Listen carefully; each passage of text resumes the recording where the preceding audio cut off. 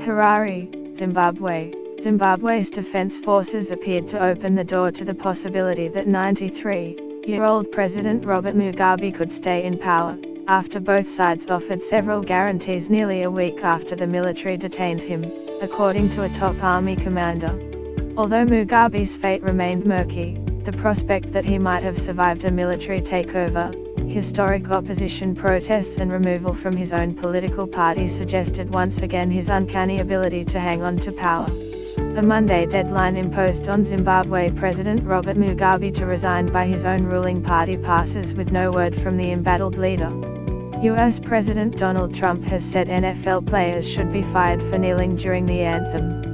CNN satellite calls detected over the weekend during a search and rescue operation for a missing Argentine submarine did not come from the vessel, as previously believed. 3 UCLA basketball players accused of shoplifting in China apologized before coach Steve Alford announced they were being suspended indefinitely. A Monday deadline imposed on Zimbabwe President Robert Mugabe to resign by his own ruling party passes with no word from the embattled leader. In a statement Monday night, General Constantino Chiwenga, chief of Zimbabwe's armed forces, said the military had held further consultations with the president to agree on a roadmap for the country. The plan includes the expected return of former Vice President Emmerson Mnangagwa, whom Mugabe had fired earlier this month. The statement referred to Mugabe as the commander-in-chief and said the military was encouraged by new developments.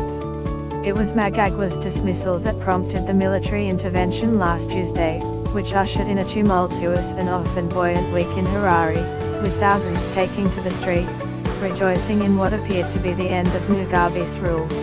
But on Sunday night, in what many expected to be a publicly televised resignation, the world's oldest head of state instead delivered a meandering speech, making it clear that he had no intention of leaving the presidency.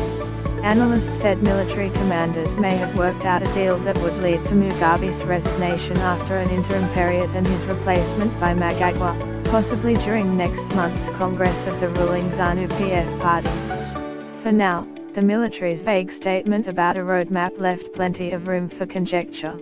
What is clear is that as long as Mugabe remains in power at the military's behest, millions here will be devastated.